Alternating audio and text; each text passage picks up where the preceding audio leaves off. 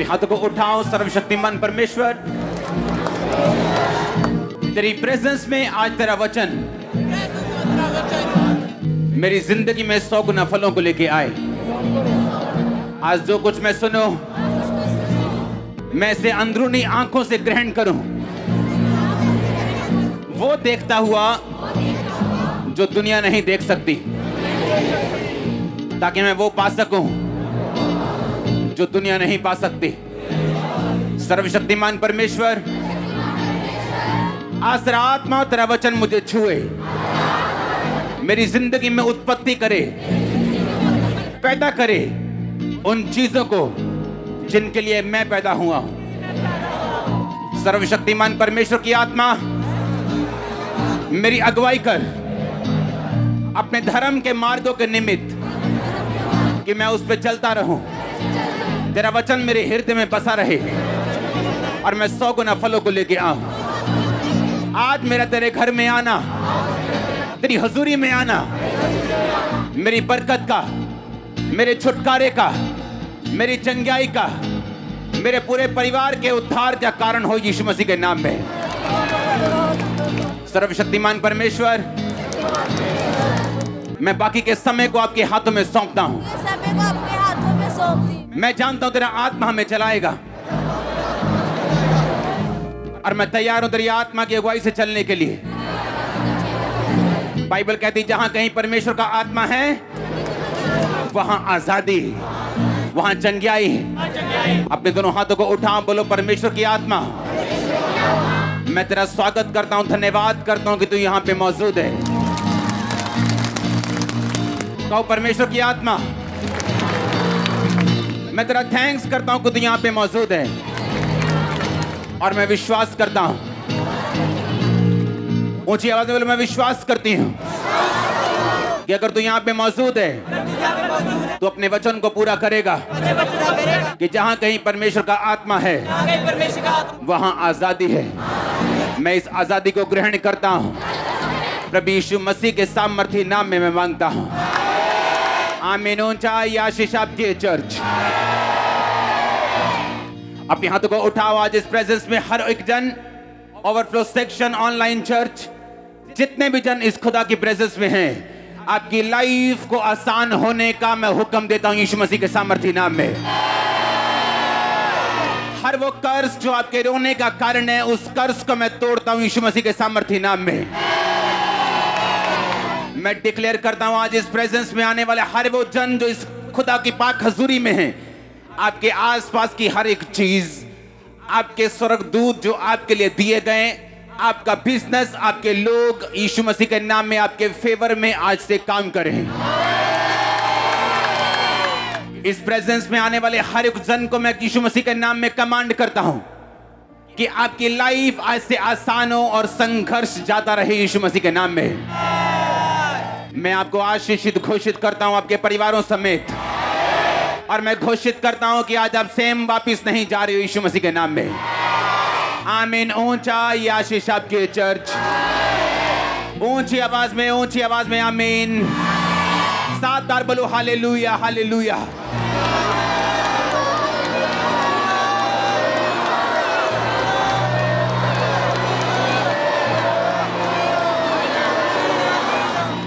आमीन। स्वागत है यीशु मसीह की प्रेजेंस में। मुझे पूरा विश्वास है आप सेम वापस नहीं जा रहे हो। बैठ जाओ अपने शरीर में, आत्मा में आप मेरे साथ खड़े हैं। अपने पड़ोसी को बोलो, बिना वचन तू चंगाई को भी संभाल नहीं सकता। बिना वचन के तू बरकत पा तो सकता है, लेकिन उसे संभाल नहीं सकता। बिना वचन के तू बरकत पा सकता है, लेकिन हो सकता है तू नरक चला जाए। इसीलिए वचन को सुन, ताकि तू बरकत भी पाए, तू चंगा भी रहे और तू अनंत जीवन का अधिकारी भी रहे। प्रभु यीशु मसीह के सामर्थी नाम में हम मांगते हैं। याद रखो, जिस दुनिया में आप रहते हो, ये दुनिया एक फेक दुनिया है। क्या ये दुनिया? ये एक नकली दुनिया है। और अब जैसे जैसे ये दुनिया आगे बढ़ती जा रही है, ये और नकली होती जा रही है और करप्ट होती जा रही है। और अंधेरी होती जा रही है, और जितनी जरूरत आपको 2 साल पहले थी परमेश्वर की, अब आपको 10 गुना ज्यादा जरूरत है परमेश्वर की। अगर आप इमेजिन, अगर आप एनालाइज करें, अगर आप देखें अपने आसपास, इस महामारी के आने के बाद और जो घटनाएं दुनिया में हो रही उसके बाद, अगर आप एनालाइज करें, अगर आप देखें, अगर आप अपने दिमाग को चलाएं, अब आपको परमेश्वर की ज्यादा जरूरत है। इस फेक दुनिया में जो प्रमाण मांगती है, जो चिन्ह मांगती है, जो व्यभिचार से भरी हुई है, इस फेक दुनिया में अब आपको परमेश्वर की ज्यादा जरूरत है। अब उतनी जरूरत है कि आप उसके वचन को इतना ध्यान से सुने और उस पर कान लगाएं, क्योंकि ये वचन पर कान लगाना और इसको ध्यान से सुनना, ये आपकी पास्टर की बरकत नहीं, ये आपकी बरकत का कारण है। अब जितना ध्यान आप 2 साल पहले लगाते थे, आपको उससे अधिक ध्यान देना होगा और उस पर चलना होगा। अगर आप उन चैलेंजेस से, उन चुनौतियों से पार आना चाहते हो, जो अब आपकी लाइफ में, जो अब इस दुनिया में, इस देश में, पूरी वर्ल्ड में जो चैलेंजेस, जो चुनौतियां चल रही है, अगर आपको उनसे पार आना है, आपको पहले से अधिक ध्यान देना होगा। पहला राजा 13 उसकी 28 और 29 आयत में लिखा, तब उसने जाकर उस जन का शव मार्ग पर पड़ा हुआ और गधे और सिंह दोनों को शव के पास खड़े हुए पाया, और यह भी कि सिंह ने ना तो शव खाया और ना ही गधे को फाड़ा। तब उस बूढ़े नबी ने परमेश्वर के जन का शव उठाकर गधे पर लाद दिया और उसके लिए छाती पीटने लगा और उसे मिट्टी देने लगा और अपने नगर में लौटा ले आया। बाइबल कहती है, एक यंग प्रॉफिट, एक जवान परमेश्वर के जन को परमेश्वर ने कहा, जा और उस राजे को बता कि उसने पाप किया और मैं उसके घराने को खत्म कर दूंगा।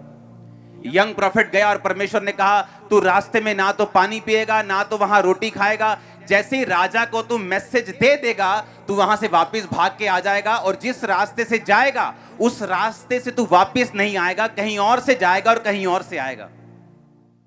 क्योंकि परमेश्वर को मालूम था, अगर ये इस रास्ते से जाएगा और इतना बड़ा मिरेकल करेगा और वापिस अब इसी रास्ते से आएगा, तो लोग हाय हेलो करेंगे, इसको बिठाएंगे, इसको खाना खिलाएंगे, इसको डिस्ट्रैक्ट करेंगे। परमेश्वर ने कहा, जिस रास्ते से गया उस रास्ते से मत आना, किसी और रास्ते से आना, रास्ते में रोटी नहीं खाना, पानी नहीं पीना। और बाइबल कहती है, जब वो राजा के पास गया और राजा ने जब उस नबी को उसका मैसेज सुनकर गुस्सा किया और अपना हाथ बढ़ाया कि इसे पकड़ लो और मार दो, जैसे ही राजा ने अपना हाथ बढ़ाया, उसका हाथ खड़ा हो गया, उसको लकवा हो गया, और राजा को यकीन आ गया कि ये नबी परमेश्वर ने खड़ा किया। और राजा ने उस नबी की बात को सुना और नबी वापिस जा रहा। लिखा है, एक बूढ़ा नबी उसके पास आके बोलता है, कहता कहां जा रहा है? उसने कहा, वापिस जा रहा हूं। उसने कहा, परमेश्वर ने मुझे मैसेज दिया तेरे लिए कि आ तू रोटी खा और पानी पी। और वो डिस्ट्रैक्ट हो गया और उसके घर जाके उसने खाना खाया और पानी पिया, और परमेश्वर का वचन पहुंचा, तूने मेरी आज्ञाओं को तोड़ा, अब तू जीवित नहीं रहेगा। और वो रास्ते में बाइबल कहती जा रहा था, गधे के ऊपर एक शेर निकला, उसने उसको मार दिया। और जब वो बूढ़ा नबी आके उसकी लाश को देखता है, तो शेर ने ना तो उसको खाया, ना ही गधे को मारा, और गधा उसके पास खड़ा था और जवान नबी मरा हुआ था। क्योंकि शेर जब भी शिकार करता है वो खाने के लिए करता है। शेर कभी भी शिकार नहीं करता अगर उसको भूख नहीं लगी, यहां तक कि अपने आसपास के जानवरों को वो छोड़ देता है, उन पे अटैक नहीं करता अगर उसको भूख ना लगी हो। और जब शेर को भूख लगती है वो तभी अटैक करता है। इस बात का यह सबूत था कि वो शेर परमेश्वर की ओर से आया और उसने उस नबी को मार दिया। अगर आप इसको अगली आयत को पढ़े, 29 आयत को, तो बाइबल कहती है उसके लिए वो छाती पीटने लगा। कौन सा प्रॉफिट छाती पीटने लगा उसके लिए? अरे उसी ने तो उसको मरवाया था, लेकिन बाइबल कहती है उसके लिए वो क्या करने लगा? वो छाती पीटने लगा। और जब लोग उसको देखते होंगे छाती पीटते हुए और यही सोचते होंगे कि ओ ये कितना दुखी है, ओ कितना दुखी है ये परमेश्वर का, देखो कितना दुखी है बेचारा, देखो कितना इसको दुख लगा है। और लोगों को यही नहीं पता कि यही इसका किलर है, यही इसका कातिल है, और यही इसको डिस्ट्रैक्ट करने वाला है। आप एक ऐसी दुनिया में रहते हैं जहां कोई भी आपको डिस्ट्रैक्ट कर सकता है। जब तक आपकी आंखें, आपका दिमाग पूरी रीति के साथ, पूरी डिजायर, पूरी इच्छा, पूरे तन, पूरे मन के साथ आपका ध्यान अगर परमेश्वर के वचन पे नहीं लगा हुआ, तो शैतान, बाइबल कहती है, आपको फाड़ने के लिए और खाने के लिए तैयार है। इसलिए मैंने कहा आप एक फेक दुनिया में रहते हैं। आप ऐसी फेक और नकली दुनिया में रहते हैं जहां आपको यह मालूम नहीं कि जिन लोगों के लिए लोग रो रहे हैं वही उनके कातिल हैं। आपको कुछ नहीं पता क्या हो रहा है दुनिया में। जो लोग देखते आए होंगे बोलते होंगे, हो कितना दुखी है, कितना दुख लगा है इसको, और कितना रो रहा है देखो ये। लेकिन उनको मालूम नहीं कि यही उसका कातिल है। इसी ने झूठ बोला था कि परमेश्वर ने मुझे कहा आ मेरे साथ रोटी खा पानी पी, और उस जवान नबी को उसने मरवा दिया। और जवान नबी को मालूम था कि परमेश्वर अपनी इच्छा को ऐसे नहीं बदलता। उसे मालूम था बिलाम की स्टोरी को परमेश्वर ने उसे मना किया जाने के लिए, लेकिन वो अपनी इच्छा शक्ति से फिर गया।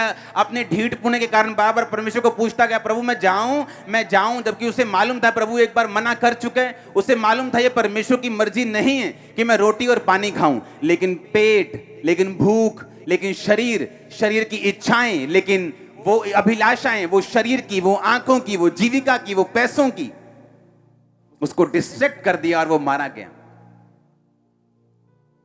अगर आप इस दुनिया के धोखे से बचना चाहते हो, अब आपको उतना ध्यान वचन पर लगाना होगा जितना आपने अपनी लाइफ में कभी नहीं लगाया। अगर आप बचना चाहते हो अब इस दुनिया में जहां अंधेरा बढ़ चुका है, आपको इतना ध्यान लगाना होगा जितना आपने कभी नहीं लगाया। यीशु मसीह, बाइबल कहती है, एक जगह अपने चेलों के साथ आ रहे थे, मिरेकल करके, बड़ा चमत्कार करके, लोगों को 5-5 हजार लोगों को खाना खिला के, 5 रोटियां 2 मछलियां 5,000 लोगों को, यानी 5,000 बंदों को, यानी 20,000 लोगों को खिला के आ रहे थे। तो बाइबल कहती 5,000 पुरुष थे और स्त्रियां और बच्चे भी थे। तो 20,000 लोगों को खिला के यीशु मसीह आ रहे और चेलों को बोला कि फरीसियों के खमीर से चौकस रहना। और चेलों का दिमाग अभी भी रोटी पे लगा हुआ था। कहते परमेश्वर हम तो रोटी नहीं लेके आए, तो खमीर कहां से, चौकस कहां से रहेंगे? जबकि परमेश्वर ने उन्हें ये चौकस रहने के लिए क्या कहा था कि फरीसी जो कुछ बोलते हैं चौकस रहना। क्योंकि अब वो टाइम आ चुका है कि तुम्हें बड़ा ध्यान रखना होगा कि तुम क्या सुनते हो और तुम किससे सुनते हो। इसलिए अगर आपके पास परख का आत्मा नहीं है तो आप डिस्ट्रैक्ट हो सकते हैं, आपका ध्यान भटक सकते हैं, शैतान उसका फायदा उठा सकते हैं। यीशु मसीह ने कहा फरीसियों के कपट रूपी खमीर से चौकस रहना। चौकस रहना वो क्या बोलते हैं, उनकी बातों का यकीन मत करना, क्योंकि अगर आप सबकी बातों को सुनेंगे आप मिस कर जाएंगे परमेश्वर आपसे क्या कह रहे हैं। क्योंकि शैतान यूज कर सकता है आपके करीबी लोगों को, वो यूज कर सकता है इन्फ्लुएंस वाले लोगों को, वो यूज कर सकता है हाई कुर्सी पे बैठे लोगों को, आपकी जिंदगी को भटकाने के लिए परमेश्वर के वचन से। क्योंकि बाइबल कहती परमेश्वर के वचन पर आप केवल अड़े और खड़े रह के, आप फोकस रख के, ध्यान लगा के ही खड़े और अड़े रह के रिजल्ट ले सकते, नहीं तो नहीं ले सकते। इसलिए यीशु मसीह को बड़ी चिंता थी कि तुम लोग क्या सुनते हो।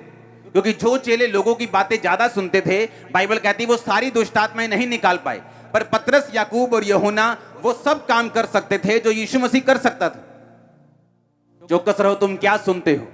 यहां से जाने के बाद तुम्हारे दोस्त तुमको क्या बोलते हैं, तुम्हारी सहेलियां कैसी हैं, तुम्हारे दोस्त कैसे हैं, तुम्हारे रिश्तेदार कैसे हैं, वो लोग तुमसे क्या कहते हैं। क्या वो ऐसी बातें बोलते हैं जो मत तुम्हारे विश्वास को कम करें? तो ध्यान रखो ये तुम्हें भटकाने के लिए। वो बूढ़ा नबी जब जवान नबी से मिला तो उसने कहा, उसको ऐसा दिखाया कि वो उसकी बहुत चिंता करता है। आया यार कुछ खा पी ले, देख तू कितना सूख गया, देख तू रास्ता बड़ा है, हाय तू ऐसा लग रहा है, आजा कुछ खा ले, कोई बात नहीं, परमेश्वर ऐसा थोड़ी है, तूने उसका काम कर दिया ना, आज आप खा पी ले थोड़ा सा।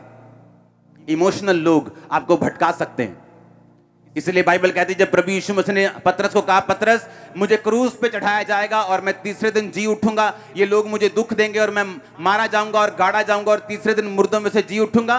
पतरस कहता है हाउ परमेश्वर, और झिड़कने लगा। बाइबल कहती है उसको झिड़के मारी यीशु मसीह को, झिड़के मारी यीशु मसीह को, बोलता है तो तेरे साथ कभी ऐसा ना हो। यीशु मसीह ने कहा शैतान हट जा मेरे सामने से, क्योंकि तू मेरे लिए ठोकर का कारण है। क्योंकि शैतान आपके पास आता है आपके करीबी लोगों में से, ताकि आप अपने क्रूस को ना उठाएं, अपने आप का इनकार करना छोड़ दें, आप फास्टिंग करना छोड़ दें, आप बोना छोड़ दें, आप प्रार्थना करना छोड़ दें, आप खुदा को दिल में रखें।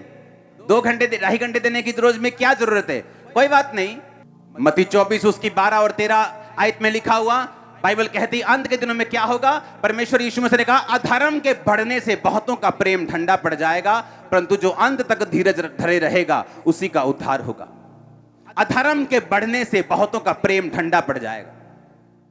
यीशु मसीह ने कहा जब एंड डेज होंगे अधर्म बढ़ जाएगा और बहुतों का प्रेम ठंडा पड़ जाएगा। पुराने टाइम में अगर किसी ने गंदा सीन देखना होता था तो जब वो लाइनें लगती थी सिनेमा के बाहर कि इस फिल्म में एक गंदा सीन है, सारा यूथ इकट्ठा हुआ है कि इस फिल्म में एक सीन है जी, फलानी फिल्म है जी, इस फिल्म में एक सीन है, उसको देखते कभी कभी ऐसा सीन मिलता था। आज आपको गंदा सीन देखने के लिए कहीं जाने की जरूरत नहीं, अपनी फेसबुक खोल लो, आपको गंदा सीन मिल जाएगा। इसीलिए मैं सोशल मीडिया पे अब नहीं हूं। क्यों? क्योंकि बाइबल कहती अंत के दिनों में अधर्म बढ़ेगा। जो गंदा सीन लोग सीडी मंगा के देखते थे, आज वो फेसबुक ऐसे ऐसे ही खोलते जाओ, आपको मिलते जाएंगे और आपको लगता है कि ये तो आज की दुनिया है। ले नहीं, बाइबल कहती अधर्म बढ़ जाएगा और बहुतों का प्रेम ठंडा पड़ जाएगा। क्यों? क्योंकि बाइबल कहती है लास्ट के दिनों में अधर्म बढ़ेगा और प्रेम ठंडा होगा। जब भी शैतान आपको भरमाता है, आपको यीशु मसीह से पीछे लेके जाता है, वो कभी भी एकदम ऐसा नहीं करता, वो धीरे धीरे करता है। एक छोटा सा काम, एक छोटी सी कमी, उससे वो शुरू करता है। जैसे बोलते हैं ना, तू यार पैर रख ले, अब बैठन की जगह बना लांगे। तो पैर रख ले, हम घर बनाने की जगह खुद ब खुद रख लेंगे, तो बस पैर रख ली वहां। तू हॉल में अंदर एंटर हो जाए, मेन हॉल में, बस अपनी बाइबल रख दी, हम बैठने की जगह अपने आप बना लेंगे। ऑनलाइन चर्च उन लोगों के लिए है जो बाहर बैठे हैं, जो बॉम्बे में बैठा है, हर संडे नहीं आ पा रहा, जिसकी वाइफ आना चाहती है और हस्बैंड बहुत तगड़ा शराबी है, मारता है, कूटता है, जो उसको आने नहीं दे रहा, वो अविश्वासी। उन लोगों के लिए ऑनलाइन चर्च है। आपको ऐसा लगता है कि मैं आपको इसलिए कह रहा हूं कि यहां चर्च में लोग नहीं है? नो। अगर आप पहले मेन हॉल दिखाओ, ओके, ओवरफ्लो दिखाओ जल्दी जल्दी से, टाइम नहीं। ये अभी की चर्च है, ये अभी की चर्च है, ये राइट नाउ, ये ओवरफ्लो सेक्शंस हैं सभी जो आप स्क्रीन पे देख रहे हो। रुको चलने दो। ये सारे ओवरफ्लोज हैं अभी जितने आप देख रहे हो, ये सारे ओवरफ्लो सेक्शंस है चर्च के। गुरदासपुर चर्च दिखाओ, हाँ दिखाओ। सुनो मेरी बात, मैं इसलिए नहीं कह रहा हूं कि मैं आपको चर्च में लाना चाहता हूं। यहां चर्च ऑलरेडी फुल है। जितने चर्च के सेक्शन हैं आज, जितनी चर्च की ग्राउंड्स हैं, सारी भर चुकी हैं। चर्च के पास जगह नहीं है बिठाने की। लेकिन सुनो मेरी बात, मैं क्यों आपसे कह रहा हूं। बाइबल कहती अंत के दिनों में अधर्म बढ़ जाएगा और बहुतों का प्रेम ठंडा पड़ जाएगा। और ठंडा ऐसे नहीं कि वो यीशु मसीह का इनकार कर देंगे, मतलब घर में बैठे हैं, हाँ ले आई यार दाल, ले आई यार, भुख लगी यार, और कोई नहीं हले वचन आने वाला, चाह तू हले वर्शिप चलती कोई नहीं। अब दालें चल रही हैं, परोंठियां चल रही हैं घर पे। अब वचन के टाइम पे ज्यादा ध्यान दिया जा रहा है, वर्शिप के टाइम पे नाश्ता चल रहा है, बीवी कुकर की सीटियां मार रही है, बेटा नहा रहा है और छोटी बेटी पॉटी कर रही है, ये घरों में चल रहा है और शर्म आनी चाहिए। ऑनलाइन चर्च उन लोगों के लिए है जिनको पास रियल रीजन है, जो खुदा को कह सकते हैं परमेश्वर देख मैं दूर रहता हूं, मैं 5000 किलोमीटर दूर रहता हूं, मैं नहीं जा पाऊंगा, लेकिन मैं तेरे वचन से दूर नहीं रहना चाहता। उन लोगों के लिए नहीं है। अगर आज रात को इन लोगों को हार्ट अटैक हो जाए, तो रात को 2 बजे अगर हार्ट अटैक हो, 2:15 में ये गाड़ी के अंदर बैठे होंगे और हॉस्पिटल पहुंचे होंगे। लेकिन चर्च के लिए एक ऑटो ढूंढने में इनको 3 हफ्ते लगते हैं कि ऑटो वाला नहीं मिला। इसलिए परमेश्वर ने कहा अंत के दिनों में, लिखो, अधर्म के बढ़ने से बहुतों का प्रेम ठंडा पड़ जाएगा। उसने ये नहीं कहा प्रेम खत्म हो जाएगा, उसने ये नहीं कहा वो यीशु मसीह का इनकार कर देंगे, उसने ये नहीं कहा कि वो यीशु मसीह को भूल जाएंगे, उसने ये नहीं कहा, उसने कहा प्रेम ठंडा हो जाएगा लोगों का। 2030 में चाइना इस दुनिया का सबसे बड़ा क्रिश्चियन देश होगा। मालूम क्यों? आपको लगता है अमेरिका होगा, किसी को लगता है ये देश होगा। चाइना इस दुनिया का सबसे बड़ा क्रिश्चियन देश होगा। आज अगर संडे है तो मॉर्निंग 4 बजे 3 बजे लोग वो उठते हैं गुफाओं में, जहां 3-3 हजार 4-4 हजार लोग गुफाओं में मीटिंग्स करते हैं, गुफाओं में। और 5, 6, 7 बजे सुबह तड़के से पहले कि गवर्नमेंट जागने से पहले ही वहां से फाड़ी हो जाते हैं, खत्म हो जाती मीटिंग। इतना प्यार करते हैं वो परमेश्वर को। क्यों? क्योंकि गवर्नमेंट उनको मीटिंग नहीं करने देती। वो सुबह उठते हैं और वहां अगर आप जाके देखो, जिन लोगों को लगता है कि चाइना में सबसे अधिक अविश्वासी हैं, चाइना में सबसे अधिक नास्तिक लोग हैं, ये सब कुछ झूठ है, ये सारा कुछ मिथ है, ये सच्चाई नहीं। चाइना में जितनी कंपनियां, जितने सीईओ, जितने अमीर लोग, जितने गरीब लोग, हर एक बंदा जितने स्पीड से यीशु मसीह में आ रहे हैं, मैंने कहा 2030 में चाइना इस दुनिया का सबसे बड़ा क्रिश्चियन देश होगा। चाइना सबसे बड़ा देश होगा क्रिश्चियन दुनिया का। सुबह उठते हैं। आज मेरे को मैसेज आ रहा था कि हमारा हॉल जो है वो सुबह ही भर चुका है। मीटिंग शुरू होने से घंटों पहले मेन हॉल भर चुका है, ओवरफ्लो भरने शुरू हो चुके। ये निशानी है आप लोगों की जो आप यहां पे मौजूद हो कि परमेश्वर आपकी लाइफ को छुएगा और काम करेगा आपकी जिंदगियों में, वो आपको भूलेगा नहीं। आप मेरी एग्जाम्पल देख लो, मेरी मेहनत देख लो, और लोग मुझे मूर्ख बोलते थे, यहां तक कि मेरे साथ काम करने वाले दूसरे क्रिश्चियन यूथ मुझे मूर्ख बोलता था कि इसको पैसे की कदर नहीं है, पैसे उड़ाता है यीशु मसीह के लिए, इसको अपनी लाइफ की कदर नहीं है, देखो कैसे रोजे रख रख के शक्ल बिगाड़ ली। लेकिन बाइबल कहती है, मेरे प्रिय भाइयों, हियाव बांधो, दृढ़ रहो, क्योंकि तुम जानते हो मसीह में की गई मेहनत तुम्हारी कभी व्यर्थ नहीं जाती, वो कभी व्यर्थ नहीं जाती। ये कौन कह रहा है? मैं नहीं कह रहा हूं, यीशु मसीह आपसे कह रहा है, अगर तुम मेहनत करोगे व्यर्थ नहीं होगी तुम्हारी मेहनत। अगर आज तुम चर्च में मौजूद हो, और मैं आपको बता देता हूं, जितनी अनॉइंटेड चर्च होगी, जितनी सामर्थी चर्च होगी, जितना खुदावंद का वचन और मसा वहां काम करेगा, उतना ही शैतान आपको तंग करेगा उस चर्च से दूर करने के लिए। वो आपको फाइनेंशियल प्रॉब्लम डाले, वो आपको दिक्कत दे, वो आपका विरोध करे। उसे मालूम है कि ये वही जगह यहां जहां इसने छुटकारा पाने। इसलिए बाइबल कहती है, इकट्ठे होना मत छोड़ो। फिर से बोलो, इकट्ठे होना मत छोड़ो। एक भी जन ऐसा नहीं है जो भूखा मरा हो। क्यों? जुगाड़ लगा लेते रोटी का, इधर से या उधर से। लेकिन हमें मालूम है संडे हमने खुदा के घर में जाना है, तो क्यों नहीं सोमवार से, कल से हम अपने किराए को, अपने पैसों को, अपने तरीकों को इकट्ठा करना शुरू करते हैं। लेकिन नहीं, जब हमारे शरीर को जरूरत होती है दवाई की, हम रात को भी हॉस्पिटल चले जाते हैं। लेकिन जब आत्मा को जरूरत है, जिसके साथ आपका परिवार जुड़ा हुआ है, जिसके साथ आपका फाइनेंस जुड़ा हुआ है, जिसके साथ आपका फ्यूचर जुड़ा हुआ है, उसके लिए हम अलर्ट नहीं। क्योंकि बाइबल कहती है, फिर से पढ़ेंगे, अधर्म के बढ़ने से बहुतों का प्रेम ठंडा हो जाएगा। क्योंकि आज आपको आसानी से मिल रहा है। अगर आप चाइना में होते और यूट्यूब ना होता और फेसबुक ना होता और आपकी जब चर्च को ऑनलाइन चलने ना दिया जाया होता, तो आपको वैल्यू समझ आती। सुबह सुबह वो लोग चर्च में आगे इकट्ठा होते और परमेश्वर की महिमा करते हैं। याद रखो, अगर हम बलिदान नहीं देंगे तो कभी फायर नहीं होगी। आग तभी बढ़ती है जब उसमें लकड़ी बढ़ती है, आग तभी बढ़ती है जब उसमें बलिदान बढ़ता है।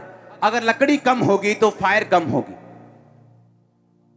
और शैतान आपकी मासी का बेटा नहीं है कि आपको छोड़ देगा। आप जितना अच्छे हैं वो उतना अधिक अटैक करेगा, आप जितने भले हैं वो उतनी टेढ़ी निगाह से आपको देखेगा, क्योंकि उसका काम है अच्छों को, भलों को खत्म करना। जो लोग अच्छी तरह लोग बोलते हैं, मैंने क्या कसूर किया है, मैंने किसी का बुरा नहीं किया, मैंने किसी को माड़ा नहीं बोला, मैंने किसी का नुकसान नहीं किया, मेरे साथ ऐसा क्यों हुआ? तभी तो हुआ। बाइबल कहती वो अच्छे लोगों को खत्म करने की कोशिश करते हैं। बुरे तो पहले ही नाश हैं, वो तो दूसरों का नुकसान करके अपना खुद ही बाद में करवा लेंगे, वो तो पहले से खत्म हो चुके हैं। लेकिन बाइबल कहती वो नाश करने, हत्या करने, घात करने और नष्ट करने के लिए आया। आपको प्राइस पे करना होता है परमेश्वर की प्रेजेंस में आने के लिए। आसान नहीं होता परमेश्वर की हुजूरी में आना, लेकिन आपको अपने आप को डिसिप्लिन में रखना पड़ता है। कोई भी दिक्कत हो, कोई परेशानी हो, अगर आप उसके भवन में, उसकी प्रेजेंस में उसी डिजायर, उसी इच्छा के साथ, बाइबल कहती है अपने परमेश्वर से पूरी मन, पूरी ताकत, पूरे प्रेम, पूरी शक्ति के साथ प्यार करना। क्योंकि अधर्म के बढ़ने से बहुतों का प्रेम ठंडा हो जाएगा।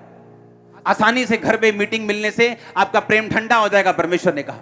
आज आप सिर्फ वर्शिप को ऑनलाइन मिस कर रहे हैं, कल आप वचन को भी मिस करेंगे। कल आपके फोन की चार्जिंग खत्म हो जाएगी, कल को इंटरनेट खत्म हो जाएगा।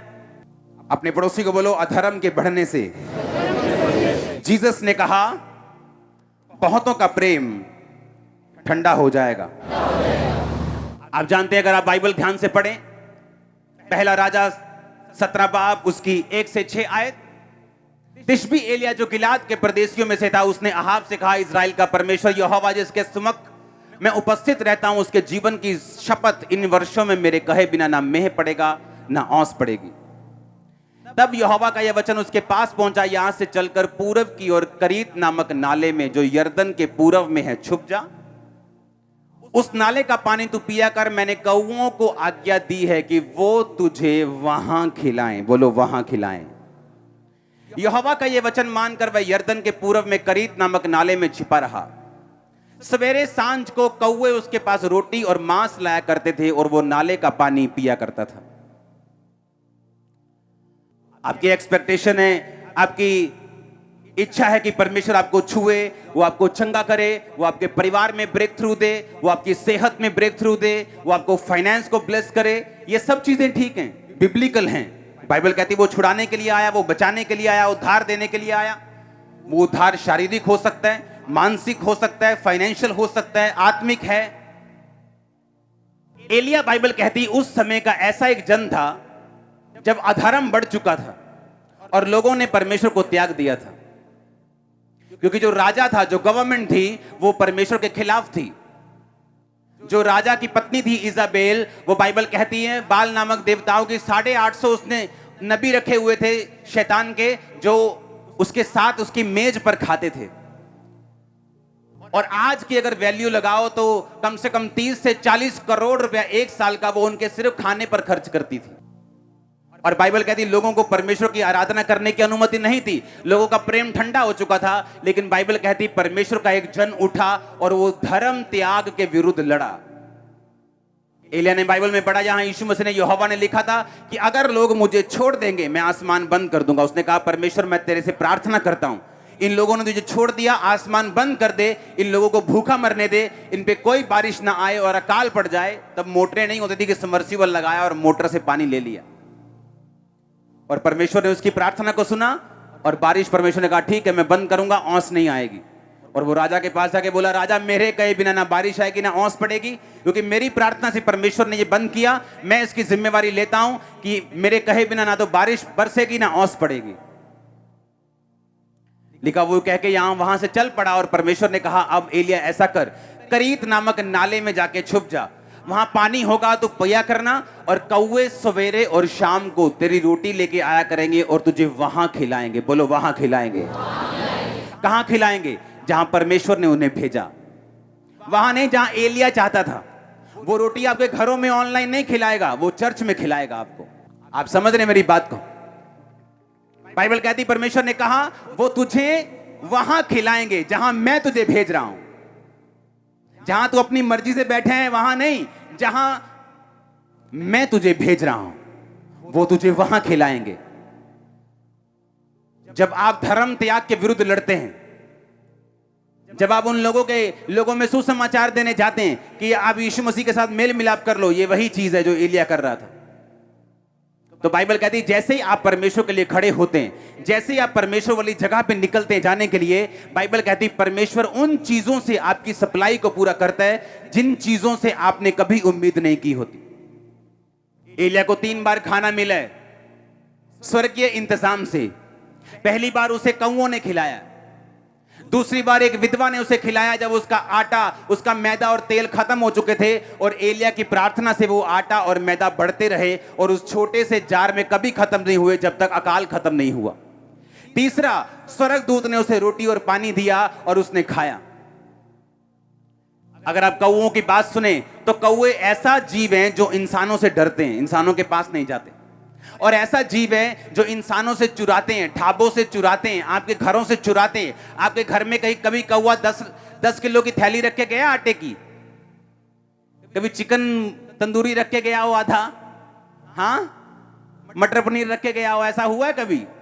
लेकिन बाइबल कहती एलिया जब उस नाले के बाहर आया, एलिया जब करीत नामक नाले का जल सूख गया और परमेश्वर ने कहा जा मैंने विधवा को तेरे खिलाने की आज्ञा दी है। बाइबल कहती जब एलिया उस नाले से बाहर आया तो एलिया पहले से अधिक मोटा हो चुका था।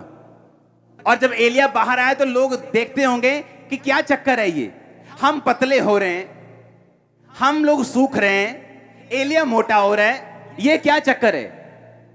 लेकिन बाइबल कहती एलिया जो था वो धर्म त्याग के विरुद्ध था। एलिया जो था वो परमेश्वर के साथ पूरे मन से आप प्यार करो इस बात के लिए वो फाइट करता रहा। और जब आप इस बात के लिए लड़ते हैं, आप सुसमाचार देने के लिए जाते हैं, आप अपने रिश्तेदारों को सुसमाचार देते हैं, आप लोगों को सुसमाचार देते हैं। ऑनलाइन मीटिंग उन लोगों के लिए है, अगर आपका एक मित्र, अगर आपका एक रिश्तेदार यकीन नहीं करता, आप उसको लिंक भेज सकते हो कि भाई ये मीटिंग देख।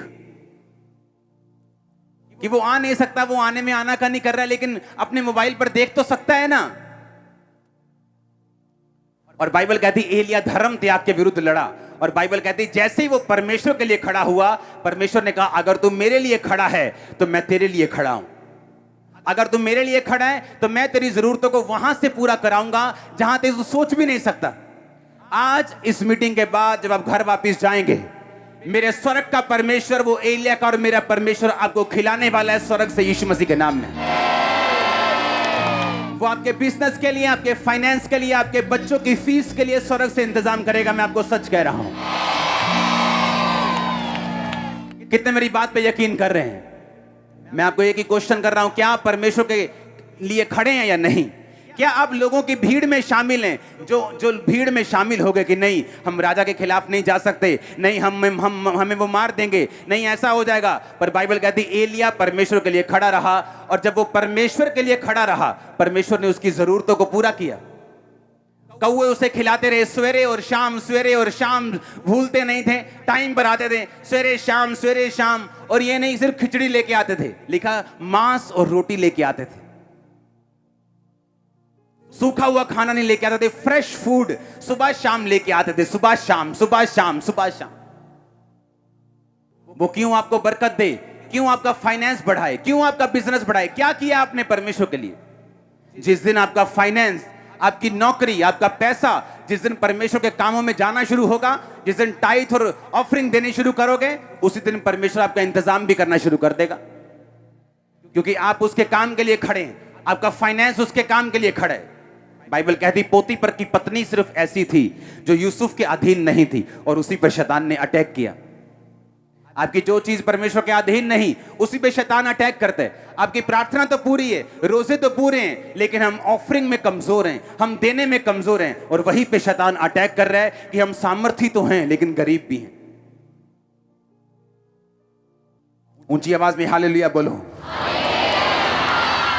और अगर आप ध्यान से बाइबल पढ़ें तो बाइबल कहती है जब एलिया मोटा होकर वहां से निकला और जब विधवा के पास गया, उसके बाद एक मुट्ठी, उसके बाद आटा, एक कुप्पी, तो बाइबल कहती तेल था। और बाइबल कहती इन दोनों के साथ जब वो बोलता है उस विधवा को कि ये मुझे खिला, परमेश्वर ने कहा कितना मुश्किल है ये बोलना। और बाइबल कहती है उस विधवा ने उसकी बात को सुना और उसे खिलाया, और उसने कहा तेरा ना तो अब आटा मैदा खत्म होगा, ना तेरा तेल खत्म होगा। सुनो मेरी बात, एलिया की जरूरत को परमेश्वर ने पूरा किया क्योंकि वो परमेश्वर के लिए खड़ा रहा। उस विधवा और उसके बेटे को परमेश्वर ने मरने नहीं दिया क्योंकि वो एलिया के साथ खड़ी रही। आज उस वही कलीसिया कामयाब है कि जिसका पास्टर खुदा के साथ खड़ा है, बावजूद दिक्कतों के, बावजूद मुश्किलों के वो खड़ा रहा, और उसकी कलीसिया उस पास्टर के साथ खड़ी है। तभी आप कामयाब हो सकते हैं। मैंने लोगों को देखा चर्चों में जाते हैं जिनका अपने पास्टर के साथ कोई प्यार नहीं, उनका कलीसिया के पास्टर के साथ कोई लगाव नहीं, उनको वो सरमन देने वाला पादरी लगता है सिर्फ। जबकि बाइबल कहती है अगर आपने कामयाब होना है तो अपने पास्टर के साथ, अपने फादर के साथ, अपने अगुए के साथ आप खड़े रहेंगे, जिस तरह आप अपने बाप, अपने भाई के साथ खड़े रहे। और वो अगुआ अगर कामयाब होना चाहता है, वो लोगों की ओर नहीं देखेगा, वो परमेश्वर की ओर देखेगा और उसके साथ खड़ा रहेगा। अगर वो परमेश्वर के साथ खड़ा रहेगा तो परमेश्वर उसका इंतजाम करेगा। आज जो चर्च में चल रहे, जिन चीजों का आप आनंद ले रहे हो और जिन चीजों का आप आनंद थोड़े दिनों में लेने वाले हो, ये पैसों से पॉसिबल नहीं। यहां कोई ऐसा सपोर्टर नहीं जो फौरन से 100 करोड़ भेज रहे हैं। ये परमेश्वर की ग्रेस से पॉसिबल हो रहा है। अगर आप इस चर्च का फाइनेंस देखेंगे आप हैरान हो जाएंगे कि इतने बड़े प्रोजेक्ट कैसे चल रहे हैं। ये प्योर ग्रेस है परमेश्वर की। ये कौवे ही हैं जो परमेश्वर का काम कर रहे हैं। और अगर आप इस चर्च में देखो, लोग बरकत पा रहे हैं, लोग आशीषों को ले रहे हैं। क्यों? क्योंकि वो चर्च के साथ खड़े हैं। उन्हें मालूम है चर्च में परमेश्वर का काम हो रहा है। क्योंकि जो पादरी, जो विश्वासी, जो प्रॉफिट, जो प्रेरित, जो पास्टर, जो टीचर परमेश्वर के साथ खड़ा है, उसकी जरूरतें परमेश्वर पूरी कर रहे हैं। और जो कलीसिया अपने पास्टर के साथ खड़ी, उस कलीसिया की जरूरतों को परमेश्वर पूरा कर रहे हैं। बाइबल कहती बहुत सी विधवाएं थी, लेकिन एलिया किसी के पास नहीं भेजा गया, सिर्फ सारपत की विधवा के पास। बहुत से क्रिश्चियन यहूदी थे जो मर गए, वो भी तो परमेश्वर के जन थे।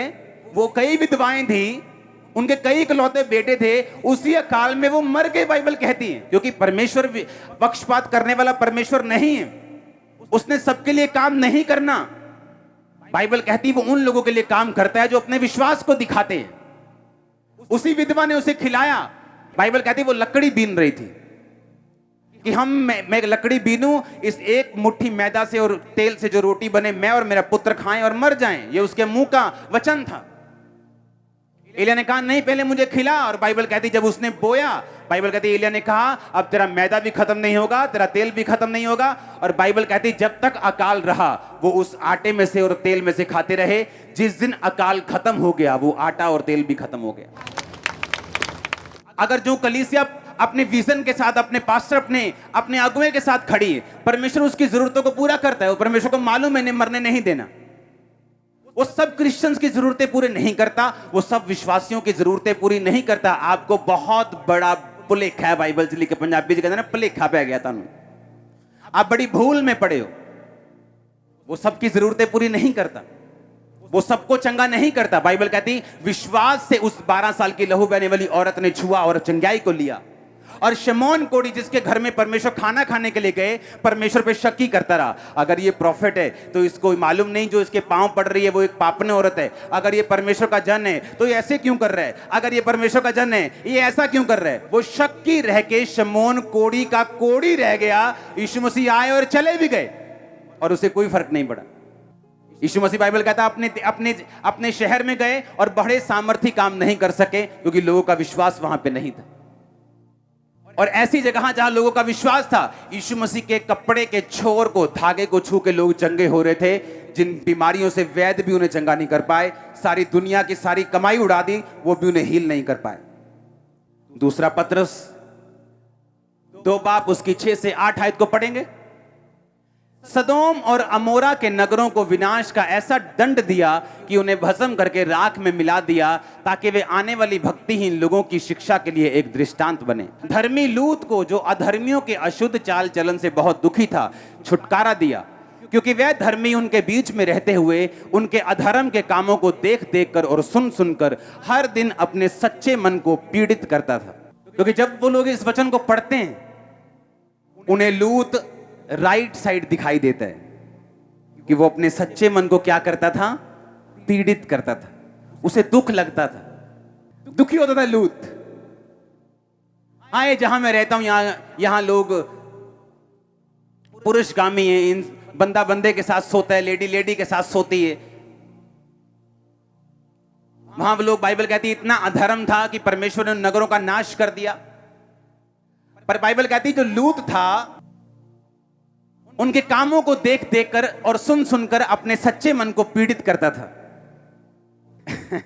इच्छा रखना एक बात है, हाय आज बहुत दिल कर रहा है यार चर्च जान दा, प्रभु इन्ना महान है ना, प्रभु इन्ना वधिया ना, खुदा ने तो इन्ने काम कीते आ मेरी जिंदगी च। भाजी चलिए फिर चर्च आज। नहीं यार आज मैं घर ही देखनी ऑनलाइन।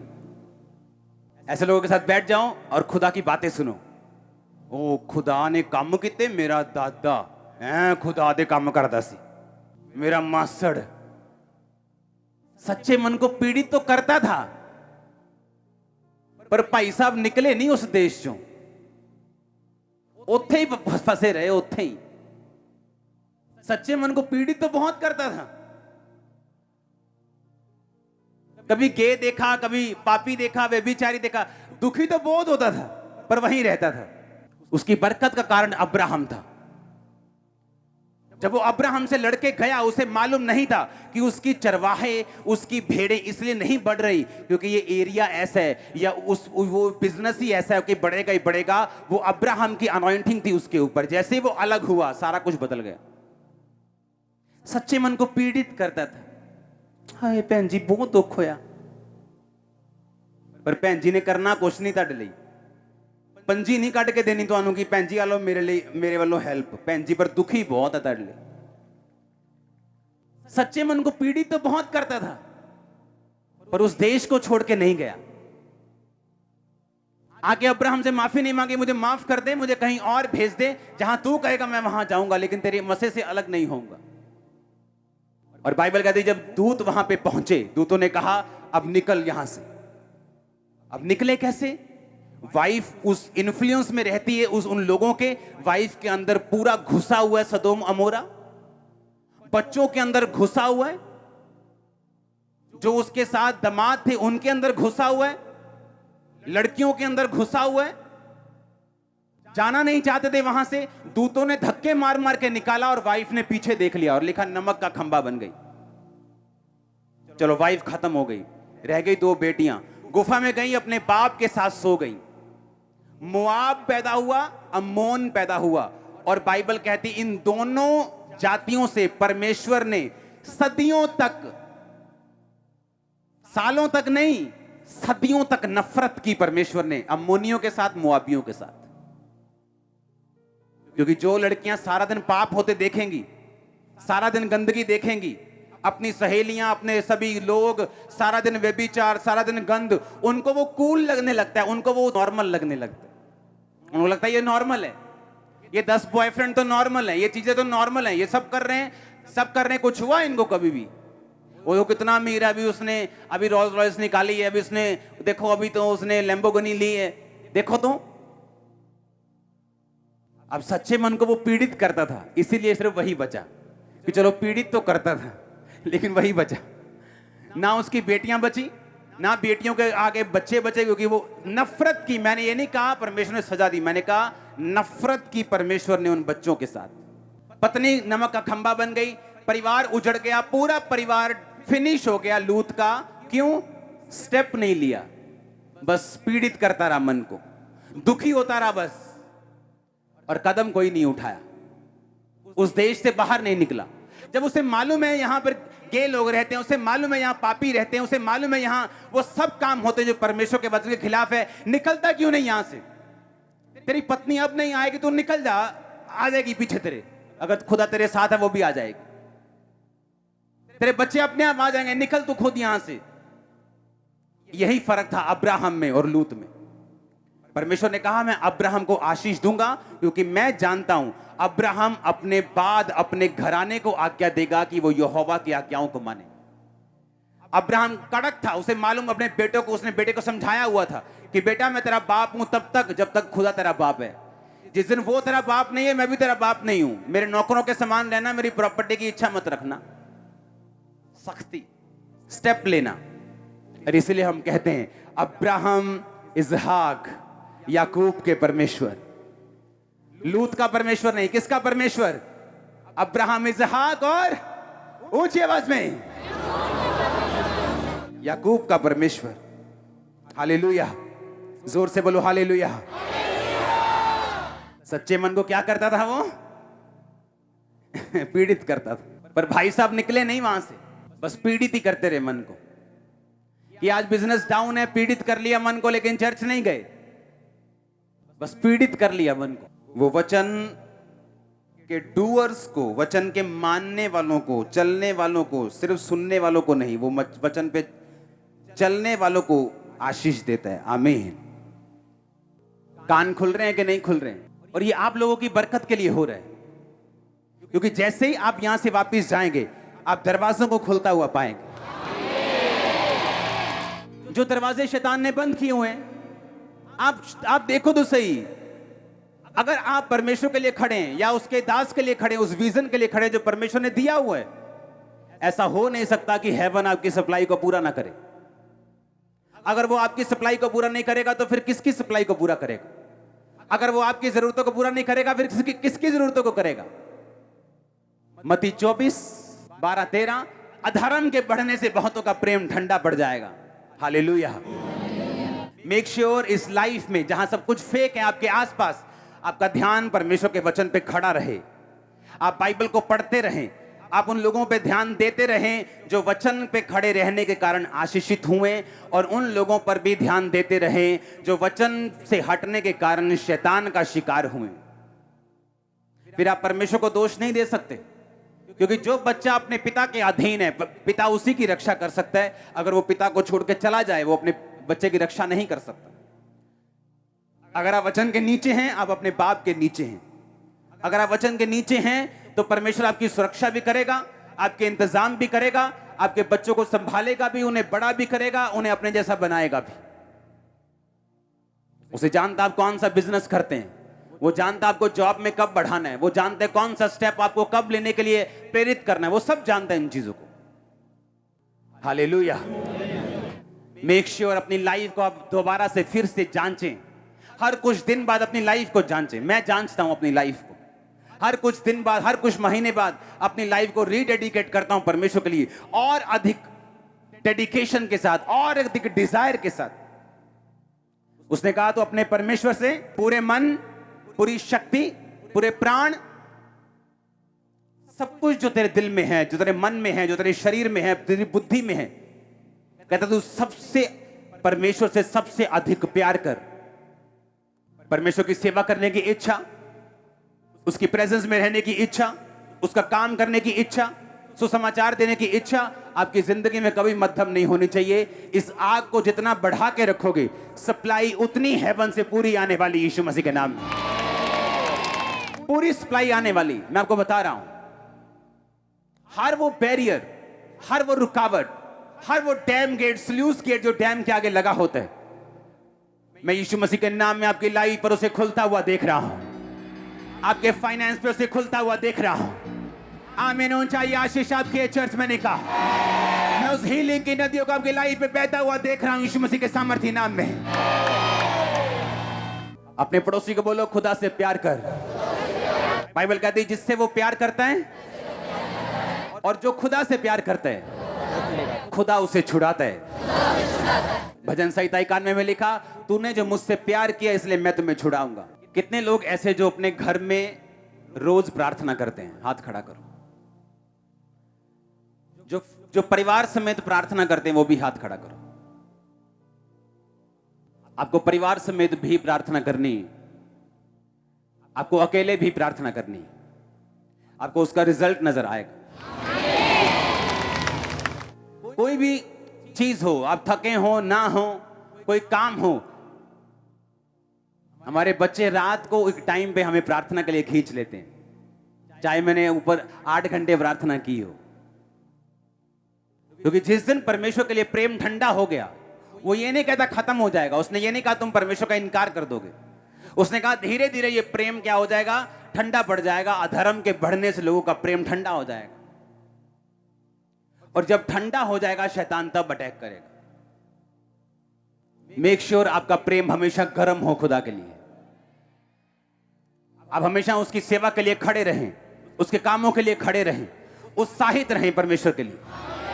उसने ये नहीं कहा कि डर खुदा का मेरा बल है। उसने कहा परमेश्वर का आनंद मेरा बल है। उसकी सेवा करने का आनंद लो, प्रार्थना करने का आनंद लो।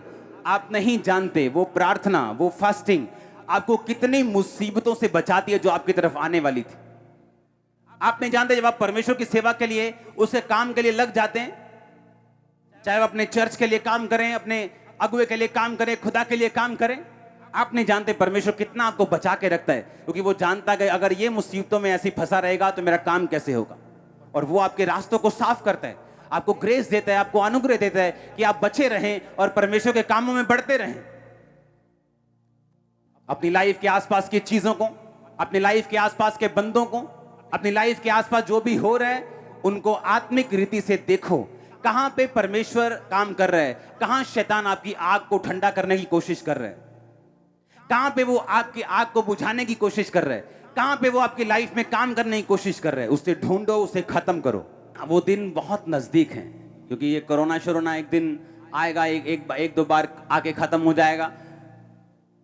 आप देखेंगे कि भीड़ नहीं, एक मास भीड़ खुदावंद के भवनों में आपको मिलेगी। मास गैदरिंग, मास गैदरिंग। अगर अंत के दिनों में शैतान काम कर रहा है तो परमेश्वर उससे ज्यादा काम कर रहा है। वो हीलिंग पहले से ज्यादा कर रहा है। मिरेकल्स कितने दिग नंबर्स में हो रहे हैं। पहले एक गवाही सुनने के लिए लोग गांव में जाते थे, गांव में पता लगता था इसकी गवाही है।